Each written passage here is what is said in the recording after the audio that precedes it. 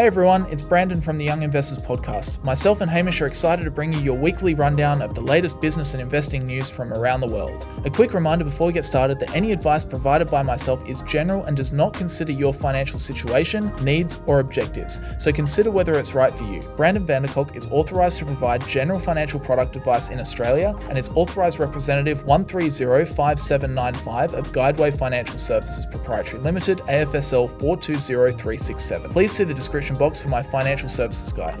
Past performance is not a reliable indicator of future investment returns, but with that said, let's get into another episode of the Young Investors Podcast. All right, guys, welcome back to yet another episode. Hamish, what is going on, my friend? How are you? How are you holding up? Are you good? Yeah, I'm doing well. I think at the end of this episode, I was just looking at my subscriber count. I'll hit 190,000 subscribers. So wow, hoping to hit another 10,000 milestone and hopefully hit the 200,000 by the end of the year. And it just reminded me, I feel like you're pretty close to 1 million now. You must be really close. We're both approaching milestones. Yeah. So I am at, as I get the stats up, 933,000 subscribers. Wow, that's crazy. So yeah, which is crazy because back in the day, I was like, yeah, I'll hit 1 million. And then YouTube changed a whole bunch of things. I don't know why, but subscribers just kind of stagnated. And I got to the mid to late 800s, and I was like, nah, I can't see it happening. Yeah. It seemed like subscriber growth was dead. And then just over the last couple of months, I've gone from 870, 880-ish to 930. So hopefully, if we get more people to subscribe, we'll do like a PewDiePie T-Series subscribe campaign to both of our channels. Yeah. Well, I've seen a bunch of people do that quite successfully, where they have some kind of challenge that they just constantly refer to in their videos that really encourages and makes it kind of a game for people to subscribe. Like a meme, because almost. It does a mean meme joke. Yeah, because it does mean a lot less today than it used to because of the algorithm. Like most people find their content through the homepage or through the recommendations on the side. And so subscribing does, like, it's not as meaningful as it used to be, where that was where you would find all of your videos in your subscriber feed. So maybe we can come up with you can come up with something like that to drive home the last bit. We just have to start some beef between us. I got to get to 1 million before Hamish. That just makes me seem like not a very nice person. Before he gets to a fifth of my subscriber base, we need to put him in the ground. Oh gosh, how are you going anyway? What's been going on? I'm doing well. Yeah, it's been good the last few weeks. I think with content's been kind of picking up again a little bit in the space. But we were just saying before we started that it's kind of quietened down a little bit in the last week or so in terms of finance news. Although there were a few interesting things that kind of happened over the last week that we will talk about. You're going to run us through Nvidia's earnings, which will be really interesting to see how they're continuing. You've got a story about the Barbie smartphone that I have no idea what that's about, but I'm fascinated to hear about it. Oh, come on, Hamish. Don't give me that, which I have no idea what I've never heard of that. What is that? I didn't pre-order it. I saw your order. No, and we've got Australian inflation data out of for the month of July and the year to July. And Coles, the grocery store in Australia, reported their annual results, which I thought would be interesting to take a look at, considering all of the hype around the potential of them and Woolworths been price gouging Australian customers. Yeah, that actually sounds like a decent episode for a week where there wasn't a crazy, overwhelming, number one news headline in the finance world. That actually sounds like a pretty decent podcast, I would say. Yeah. And with that said, today's episode is brought to you by Seeking Alpha, your one-stop shop for stock analysis, market data, and news. Access expert analysis news from thousands of stocks. View buy, hold, and sell ratings from members, Wall Street analysts, and Seeking Alpha's own algorithm. Screen for stocks using a variety of fundamental and technical analysis metrics. Access 10 years of financial data and company filings, and manage your portfolio by tracking your investments with price alerts, so you never miss a buying opportunity again. Click the link in the episode description or head directly to seekingalpha.me/young investors to try Seeking Alpha free for 7 days. Do you want to start by let's start with Nvidia. We have to see how's the leader in the AI space at the moment, the company that's driving a large part of the S&P 500's performance. How have they been doing? Well, is that it? That's it? Just a one-word story? They've done very, very well. Okay, so let's talk about Nvidia earnings. So they reported after the bell on Wednesday, and they beat Wall Street expectations, which is pretty crazy because obviously the people are just predicting this business is going to just own the world. And even after predicting that, then they beat them.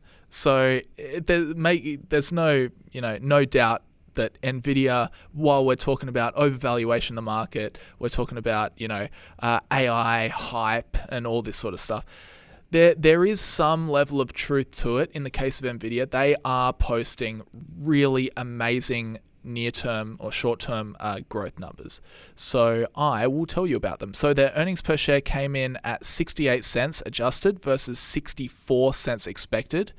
And then revenue was $30.04 billion versus $28.7 billion expected.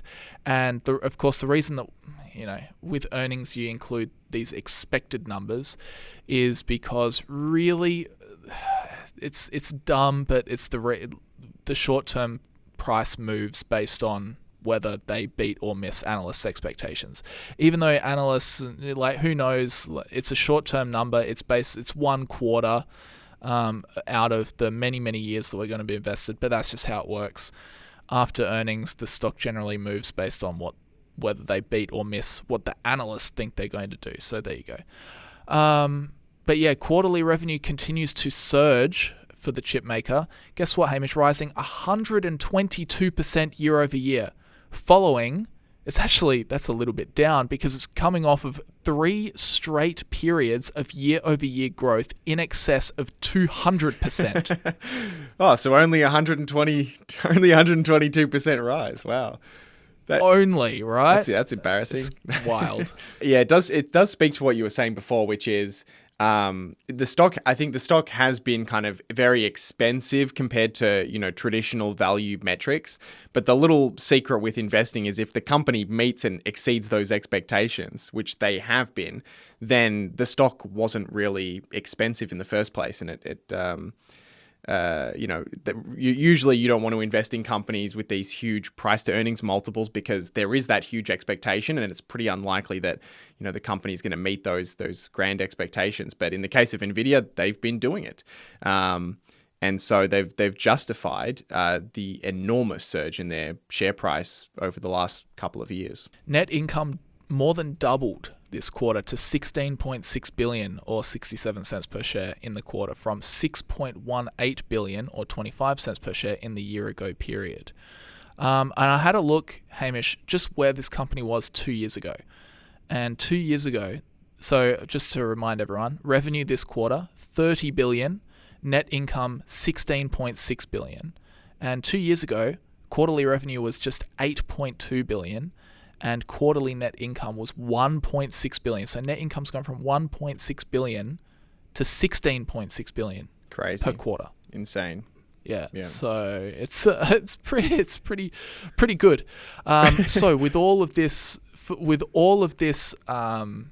amazing growth, they've beaten expectations. They've actually gone ahead and beaten the analysts' expectations, the lofty expectations. What do you think happened to the stock, Hamish? It must have gone up. Right? And it didn't go up. Hooray! It didn't go up. The stock went down 8%. Yeah. So riddle me that. Yeah. Go figure, hey? Yeah. But markets. I've written here, don't fear. Yeah, markets, all right, I tell you. I've written here, don't fear. Nvidia shares are still up more than 150% this year. And that's after soaring almost 240% in 2023. So yeah.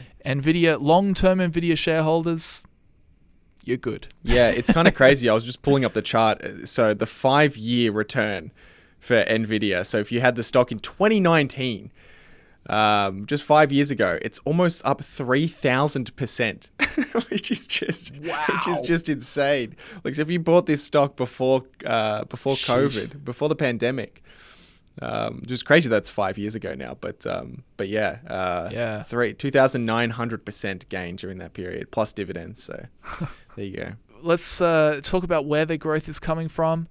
It's no surprise, really. I'm just regurgitating what the article's saying. And revenue in Nvidia's data center business, which includes its AI processors, climbed 154% from a year earlier to $26.3 billion. So that data center revenue accounts for 88% of their total sales. So it's the lion's share of where they're making their revenue. And most of these sales were in AI chips. They said on Wednesday that just $3.7 billion in revenue came from the company's networking products. So a great deal of the revenue comes from selling AI chips to all of the companies that are investing very, very heavily in trying to build out their own AI platforms, whatever that might be. Nvidia comes in with the hardware for that. And while the software side of AI is still early days and, well, we don't really know who the winners are going to be, it's pretty clear that so far, in terms of the hardware to supply that software revolution, Nvidia has come through and been the clear number one. And there's a lot of talk, particularly now in this earnings release, about the next-gen chip from Nvidia. So much of its business is targeted at a handful of cloud service providers and consumer internet companies, including Microsoft, Alphabet, Meta, and Tesla. Nvidia's chips such as the H100 and H200 are used in the vast majority of generative AI applications such as ChatGPT. But many customers are waiting for Nvidia's next generation AI chip, which is called Blackwell. Nvidia said it shipped samples of Blackwell chips during the quarter and made a change to the product to make it more efficient to manufacture. Quote, in the fourth quarter, we expect to ship several $1 billion in Blackwell revenue, Nvidia Chief Financial Officer Kolk said on a call with analysts. So it seems like they're at this tipping point where they're going to transition to their next generation chip. And this is going to drive a lot of their future revenue. Yeah, it's fascinating. I was just trying to find the specific numbers because I saw an interview with the Nvidia CEO not too long ago talking about Meta specifically and how much they had spent on Nvidia's graphics chips. And I think I couldn't exactly find the exact numbers, but I think they've bought 1 million GPUs from Nvidia, and these GPUs. It's not your average, $1,000 GPU. These are, $10,000, $20,000, $30,000 chips. And so you can, quickly work out that they're spending or have spent, somewhere between $10 and $30 billion just on Nvidia chips in the last couple of years to build out their AI models. And that's just Meta platforms. So, some of these numbers are absolutely astronomical. It's an interesting thing to think about because I think Mark Zuckerberg has come out and said that, the reason that Meta in particular is just spending or buying so many of these chips and is spending so much money is not necessarily because they 100% know where they're going with their AI, business of the future, but they just know or they believe that not spending the money and just falling behind is a worse strategy. So all these companies, while they don't quite know the end point yet, they just know that not doing it will cost them more in the long run. So they're just doing it, which is great for Nvidia. But it also makes you wonder whether this kind of frantic build out of data centers and AI stuff will continue at quite the same pace down the track. I don't have the expertise to know that, but it does make you wonder, are they just in this craze of buying just insane amounts of hardware and then that slows down? Yeah, it seems like it's it's kind of like game theory, I think. It's like an inevitable reality that there will be overspending in the space. But yeah, as you said, Zuckerberg kind of indicates they kind of have to because they just can't be left behind. And there was a similar thing that happened. I think Zuckerberg spoke about this in that. I can't exactly remember who the interview was by. Was it Bloomberg? I can't exactly remember who it was. But he also spoke about during the .com bubble how a similar thing happened with companies like Cisco that were creating basically the hardware products that underlaid the internet. And a lot of companies ended up, massively overspending, and that infrastructure ended up being used, but it was just kind of front loaded during the .com bubble, leading to companies like Cisco having huge revenues and thinking that their revenues were going to grow at 100% per year forever. And they did for a little while, but then they dropped off because all of a sudden, all of the modems, all of the infrastructure that was needed was for the next 20 years had already been bought. So there definitely could be a similar thing happening with AI, but who knows? No one, your guess is as good as mine. I want to move along and talk about the gaming business, because this used to be like Nvidia's thing back in the day, like you'd buy a PC and you'd have an Nvidia GeForce graphics card like in your PC. But Nvidia's gaming business, used to be the primary focus before the data center revenue stuff took off. Gaming revenue actually increased 16% from a year ago to 2.9 billion, beating the estimates of 2.7 billion. But it is interesting what they did, 2.9 billion in their gaming division in revenue, and they did, what was their data center revenue? 20 something. Revenue 26.3 billion. So it's stark. It's stark. And Hamish, I know you love this stuff. When the cherry on top for this earnings, right? They've posted these amazing results. The company's going from strength to strength. The market cap is something ridiculous, like $3.1 trillion, or maybe a little bit less now that they had the 8% sell-off. But you'd still say it's very high. It's very, very high. And you love this when a company's stock price is really high and they decide to do a big share repurchase. Let's go, Hamish. With the market cap. With the market cap of $3 trillion, the company has just approved a $50 billion share repurchase program. You love to see it, don't you? We do love to see that. I mean, as I kind of said earlier, it's like, the stock, it looks expensive. It does look expensive. But if they keep hitting the mark, then it's not expensive. That's really the question. And so far they have, but there'll probably come a day, most likely, that they don't. And I don't know if we're close to that day. It's that's something that's hard to say. But you don't. Usually, it's not a great sign if they're doing share repurchases when the stock's as expensive as it is compared to current earnings. Also, just like, okay, I think we can agree that it's not dirt cheap though. Like the stock's not absolutely dirt cheap. And you think of like dividends and share repurchases as stuff that, companies do either when they're dirt cheap or when they've got nothing better to do. So it's like, I don't know, does Nvidia really not have anything better to do with that money? It seems like they could invest it in something better. But, just, hold on to it for a little bit, I don't know. Yeah. Anyway. So Nvidia's outlook for the this is the thing, they reported second quarter fiscal 2025. That was their reporting period. So that blows my mind. But the outlook for the third quarter of fiscal 2025, revenue is expected to be 32.5 billion. That would be up from, what did I say this time around? Revenue 30.04 billion. So interesting. Right. Okay. Not too much higher. So now they're crossing into the comparison to when all of this kind of AI big spending from Meta and Apple and these big companies began. So I guess they're expecting it gets harder to post year over year. Yeah, I guess they're maybe not expecting these 200% quarterly rises. No. At least. We've even seen it, right? We had 3 quarters in a row where their revenue growth was over 200% year over year, and now this one's 122%. But it's still amazing, right? Yeah. So you'll probably still see amazing results, but the year over year will come down. Yeah, you're right. Yeah, but makes sense. Yeah, that's Nvidia. That's all I got.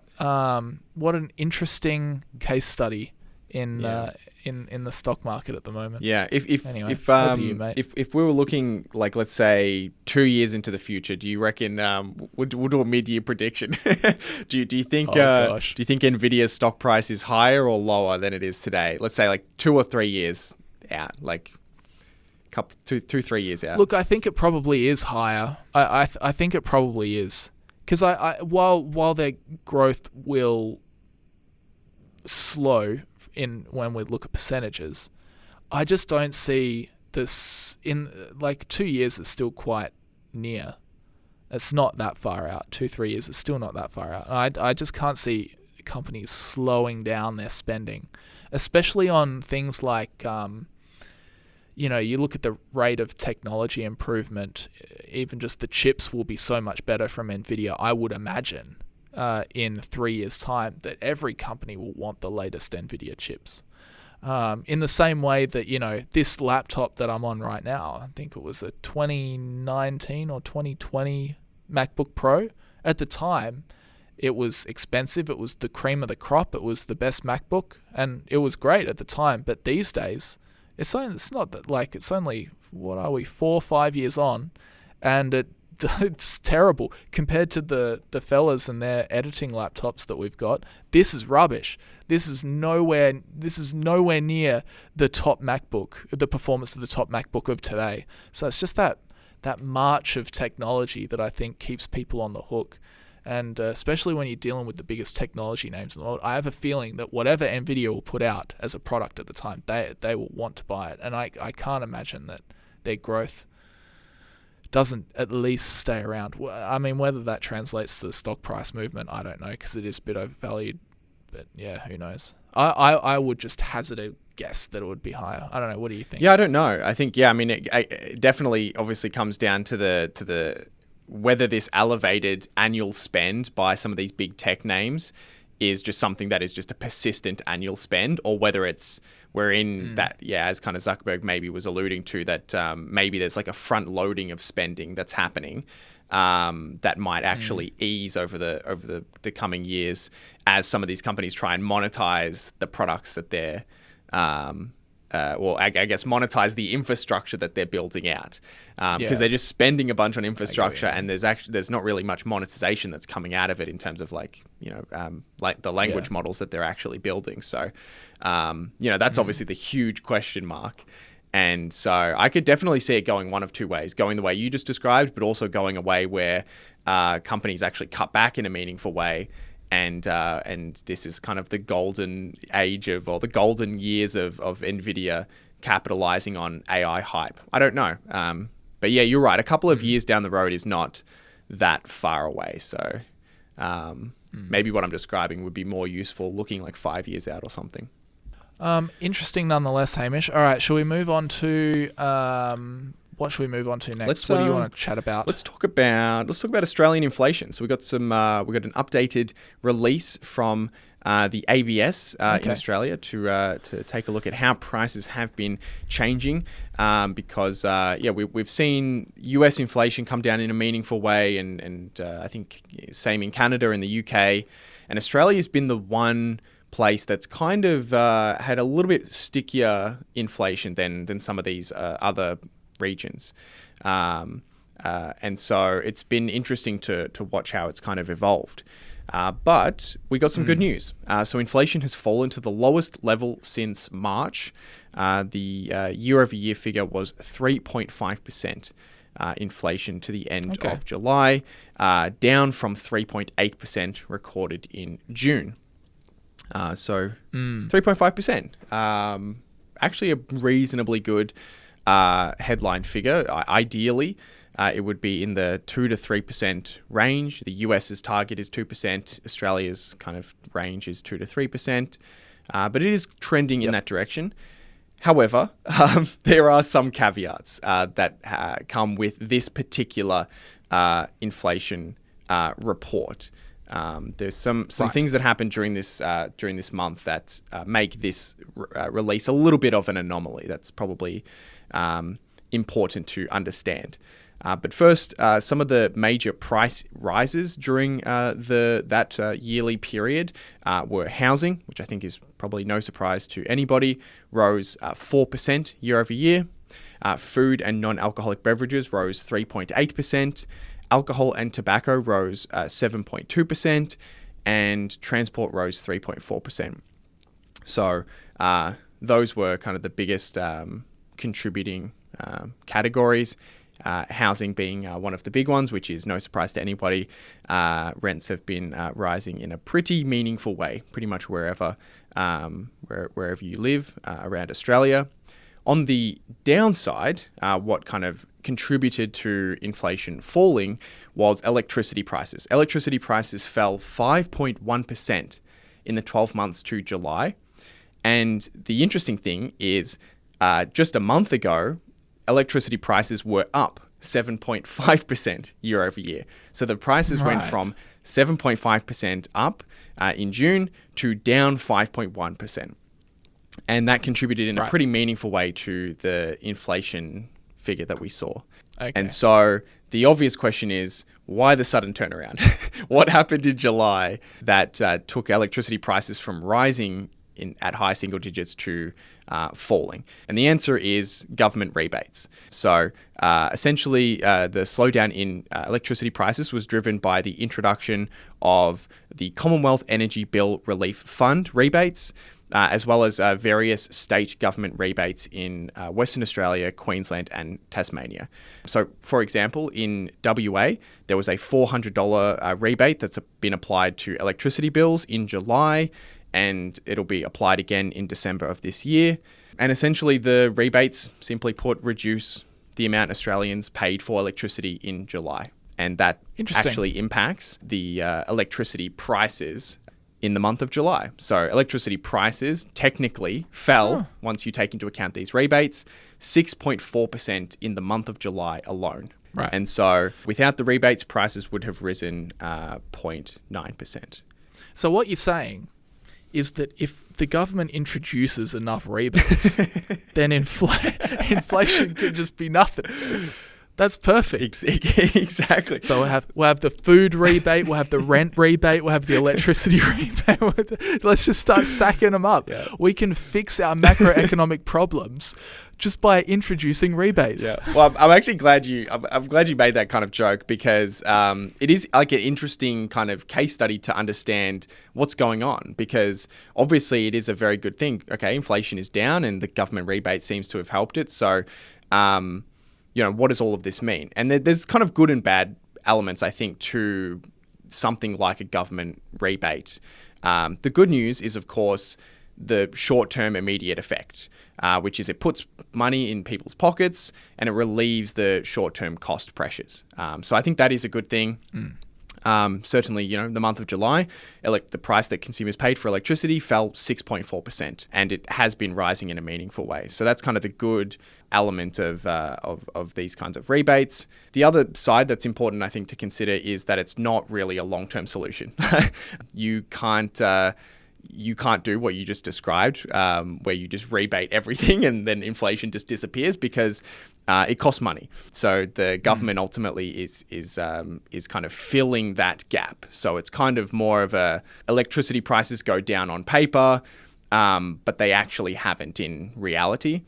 And ultimately, the rebate doesn't actually curb consumer demand, right? So yes, you pay less for your electricity, but you now have more disposable income. And that ends up, for the most part, getting spent elsewhere. And, in a pure economic environment, you would say that would contribute to more price increases in other areas. So it's an interesting kind of, I guess, wrinkle that's kind of occurred in the inflation results for Australia, where, yes, it's great that inflation is continuing to go down, and hopefully these rebates that have gone out in July, and some will continue to go out over the coming months, hopefully they provide some relief to consumers, and hopefully people can take that rebate and save that money and not put it back into the economy. But yet it is kind of a once-off intervention that isn't stopping the other areas in which inflation is is still quite meaningful, such as housing and food. So Hamish, are we going to get rate cuts or what? Like, come on, my mortgage is getting pricey, mate.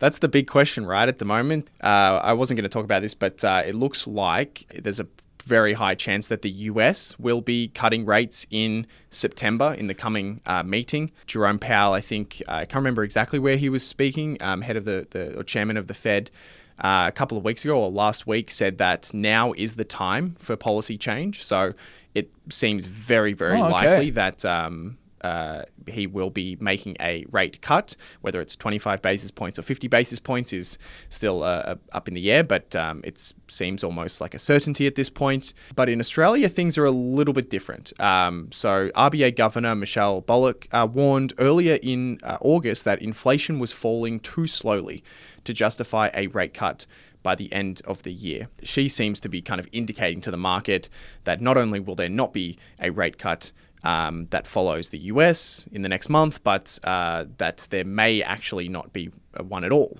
in 2024. With that said, the market is pricing in a rate cut in December. So the market disagrees and thinks that the RBA will actually follow the US ultimately, which generally does tend to happen. But yeah, Australia's situation is a little bit different than the US. We're such copycats, aren't we, Hamish? Whatever the US does, whatever the US market does, if it falls off a cliff, the Australian market falls off a cliff. We just copy their homework. We change rate, they change rates, we change rate. Yeah, we do copy their homework. It's quite interesting. Very interesting. All right, is that all you've got on the inflation news? That's it. Yep. Tell us about this new smartphone that I haven't pre-ordered. New product alert. This is a new segment where we talk about the latest and greatest new tech products. The Barbie smartphone is here. Let's go. JJ's fist pumping in the background. He's got his pre-order in. Hamish has got his pre-order in. I might miss out. I better get on that. Yeah. It says HMD, the company behind Nokia branded phones, launched a Barbie branded phone Wednesday that comes with calls, texts, and a classic flip design, but no internet or social media apps. Okay. Which is an interesting choice. The HMD Barbie phone is a hot pink device that flips open and shut and sports a bold Barbie logo on the back, harking back to the iconic fashion doll collection. It is a result of a partnership with Mattel, the toy-making giant behind the Barbie franchise, which has produced and sold Barbie toys and accessories since 1959. The phone is available for purchase in the UK starting Wednesday, retailing at £99, that's $130 US dollars. A US launch is planned soon, according to HMD, which added that it will reveal exact details of the US launch on social media. So unlike the internet-connected smartphones of today, which are the most widely adopted form factor when it comes to mobile devices, HMD's Barbie phone won't be connected to the internet. The firm is seeking to capitalize on an emerging trend in recent years among mainly Gen Z consumers embracing so-called dumb phones, which lack internet and only offer basic text, call, and camera features. My question to you, Hamish, is this really a thing? Like, is this really a smart smart business move to make a phone with no access to the internet? Surely, my perspective, even if people say they want a dumb phone, I want to disconnect, I want to delete my Instagram and my Messenger, I just don't want to deal with that, I just want to call and text, I'm so done with social media. Even if that's the case, I cannot see anyone using a smartphone without access to the internet for more than a couple of days tops before they just throw it out and go right back to where they were before. Yeah, Am I crazy in thinking No, that? I don't think you're crazy. Is there really demand for smartphones with no internet connection? Yeah, I've seen a fair bit of this this kind of, I guess, this movement of people who want to have a phone that's got no connection to the internet, or at least doesn't have apps and that sort of thing on it. But it's a pretty niche market. I mean, there's definitely a market for that, or like having a second phone that you carry around most of the time that is disconnected from the internet. But not only is that a niche market, but that combined, like the cross section of that with Barbie, has got to be the smallest market of all time. It's like they tried to come up with two of this. Like, I guess Barbie's probably a pretty big market, but the number of people who want to have a phone that has Barbie on it, and also a dumb phone, has to be the smallest cross section of any market. So I'm not too sure about that. I agree with you, but apparently the concept of taking a digital detox has become more popular over the last few years as consumers have sought to limit harmful effects of social media on their daily lives. Quote, in our fast-paced digital world, it can often feel like the online buzz never stops, Lars Silberbauer, Chief Marketing Officer for HMD, said in a statement Wednesday. Quote, this phone encourages you to ditch your smartphone in times when you just want less browsing and more fun. All with the help of a true cultural icon, Barbie. There you go. Yeah, it's definitely not a cash grab. Yeah, exactly right. Despite the phone's launch arriving more than a year after the movie's release, research firm CCS Insight is forecasting promising sales for the device. It estimates HMD will sell 400,000 units of its Barbie phone in the UK this year. Okay, well, we'll see. Yeah, much more than I expected. This quote by a guy called Ben Wood, who's the chief analyst of CCS Insight, this quote basically sums it up, what I think anyway. He says, I'd imagine quite a few people will be tempted to buy it as a bit of fun, but in reality, everyone is so dependent on their smartphones that anything more than the odd day of detox will be a stretch. And to me, Hamish, I'm gonna say this reeks of discontinuation. Yeah, I don't think this is going to be an iPhone killer. I don't think.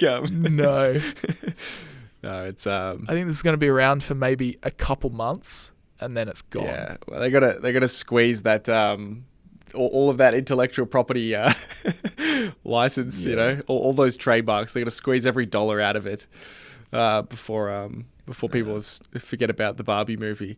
But yeah, exactly. So anyway, there you go.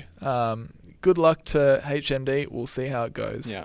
So we're going to be on some like YouTube compilation in 10 years' time of like finance thoughts that didn't age well when everyone's got their Barbie flip phone. Yeah. These guys said that this phone wouldn't work. Yeah. And look now, it's the number one selling smartphone in the US. Ironically, this was the day that iPhone sales peaked. It's just the death of Apple from this point. Oh dear. HMD in 10 years acquires Apple. Oh gosh. That's all funny. Right. All right. Enough joking around. Oh dear. So that's the Barbie phone, Hamish. That's the Barbie right, phone. Back over to you. All right. Tell me about price gouging. Yeah, let's I thought I saw that Coles reported their annual results. Coles grocery store reported their annual results this week. So I was curious to take a look because there has been a lot of discussion this year around Coles and Woolworths and their role in inflation and whether they're price gouging customers. And also price gouging on the supply side as well. There's a fascinating, I think it's Four Corners documentary. I believe it's Four Corners that goes into some of the price gouging and unfair contracts especially on the supply side with farmers. It's a fascinating documentary. I recommend everyone to go and watch it. And there's been a government inquiry into price gouging that I believe is still ongoing. So there's been a lot of discussion around these businesses. So I thought it'd be interesting to take a look at to look at Coles results. And to be completely fair, there's not a whole lot you can grab from the earnings results of a grocery store to say, hey, that's price gouging, unless they're revenues had exploded in a massive way. Like if Coles' revenues had gone up 20% or like something crazy like that, you would say, that's a little unusual for a large grocery chain to do that. But there's not that much else you can kind of grab from just their earnings results. But nonetheless, it is interesting. But their revenue for the year came in at $43.6 billion, which was up 3.2% year over year. So pretty small rise. Just to put a comparison to the overall food inflation in Australia over that period was 2.2%. So that kind of gives you an idea. Okay. In terms of where that revenue came from, their home brand products continue to be a bigger and bigger part of their business, reaching $13.5 billion, up 8.6% year over year. So shoppers have increasingly gravitated towards Coles' lower priced private label items, which sold at double the rate of their supplier brands. So clearly that's an indication of consumers substituting maybe some of their favorite brands for the Coles cheaper brands to kind of to reduce their shopping bill. So that's a kind of an interesting thing to see within their earnings results. And Coles now has 1,100 different Coles branded products. And it's been expanding in a meaningful way. And this has been something that's really happened over the last 10 years, I would say, maybe now closer to 15 to 20 years, which is grocery stores realizing that they themselves can participate in creating their own products, and in many cases can do it at a much cheaper than a big, brand name that needs to spend on advertising, for example. They can sell their home branded products for quite considerably cheaper than some of these big brands from the past, like Heinz, for example. Overall, food sales were $39 billion, and liquor sales came in at $3.7 billion, which was flat year over year. So all of the growth came from their food segment. Online sales continued to grow.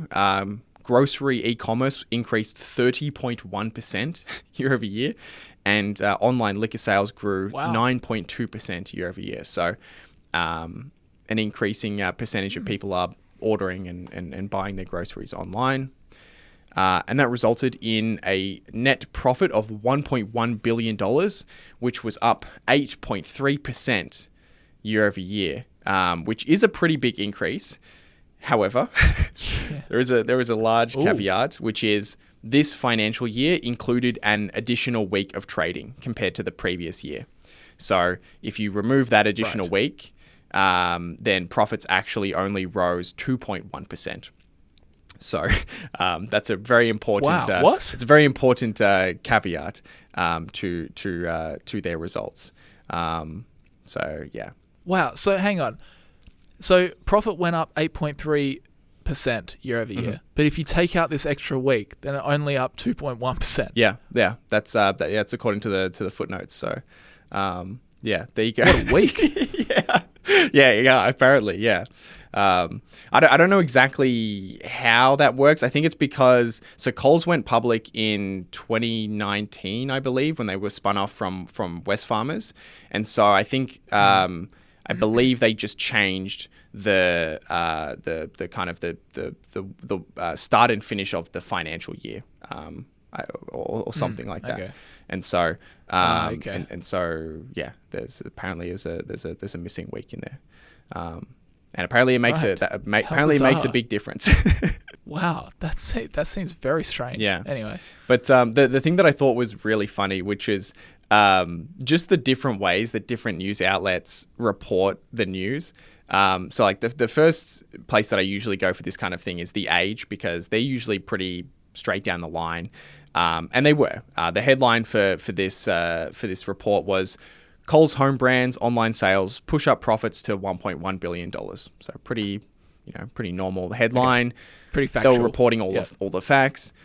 I then looked at The Guardian, and The Guardian's headline is, Coles profit surges to $1.1 billion as shoppers grapple with cost of living crisis. And I don't know if you could call a 2.1% profit increase a surge. I don't know. To me, that's I don't know about that. Like, are we really calling a 2.1% profit rise a surge in profits? Like I would call Nvidia's what was their rise? 122%. Yeah, that's a surge. I'll call that a surge. Yeah. I don't know about 2.1%. They're basically saying Coles profit surges to being mildly higher than it was last year. Yes. Yeah, exactly right. So there you go. It's a small amount higher. So I mean, as I said, there's not really. I mean, you can't just look at the earnings results and say yes, price gouging. No, there's no price gouging. That's something you can kind of, I guess, form your own opinion on looking at the numbers. Whether you think it's reasonable that their prices would have or their revenues would have grown 3.2% and their profits rose 2.1%. I would probably say that's not an outrageous growth in profitability, but anyone is welcome to form your own opinion on that. If a stock in your portfolio, Hamish, rose 2.1% in a year, would you go, wow, I've got this stock that is absolutely surging in my portfolio? In a year as well, to the end of June, inflation in Australia was 3.8%, right? So, if you owned the whole business and your profits rose 2%, but the cost of everything rose 4%, you've actually gone backwards. And so it's interesting. Yeah. A lot of interesting stuff. I don't want to get too into the weeds, but I actually made a video on the cost of living crisis and whether it's actually a crisis or not. Yeah. Or whether it's kind of media spin. It was my most recent video. I don't know if you've seen it. But what's interesting, and this is US data, is that even though the cost of living crisis, so before the pandemic to now, prices, generally speaking, consumer price index, have gone up about 22%. And wage growth alone in the US has gone up about 20%. Right. So while there is still a slight discrepancy there, and while it sucks that you can get wage growth but not have an increase in your purchasing power, kind of you're just like treading water apparently. I actually see it differently. I think, well, that's pretty impressive that you haven't gone backwards. Yeah. And then so I'm actually a little bit skeptical of the terminology of cost of living crisis. Yeah. I know that everything's gone up, the cost of everything's gone up, but at the same time, asset values have gone up, real estate prices, if you own your own home, have gone up, stock prices, if you own stocks, have gone up, wages have gone up as well. So it's interesting, and this is US data, so I can't speak to, I haven't looked at the data specifically for Australia, but it's an interesting whether we really are in a cost of living crisis. I mean, consumer spending remains at all-time highs. I get that there's cost pressures. I think there's cost of living pressure, but I don't know if it's a cost of living crisis. Yeah. Well, I think the reason it's such a hot and heated and emotional topic, I think, is because looking at headline numbers is one thing, but everyone's experiences are vastly different than what the headline numbers are. I mean, even just today, some of the things we're talking about, alcohol and tobacco, for example, rose 7.2%, whereas the headline inflation figure is 3.5%. So, if you're someone who consumes a lot of alcohol and tobacco, then your inflation, just as an example, then your inflation and the cost of your grocery bill, I guess, has gone up higher than the average, the average figure. And that's true for many different individual items. So depending on what you spent money on, your overall consumer expenses might have gone up a lot more than the average. And for some people, it might have actually gone down. And maybe you have some assets. So your assets have offset the increase in the, in your expenses. And so everyone's experience is vastly different than just these headline figures that we report. And so I think that's, you're probably right. That's why you get these kind of, you get these, they're very hotly debated because it's like, yes, wages have kept up, but for some people, their wages probably gone up a lot more than the average. And for some, it might have actually gone backwards. And so you get this wide array.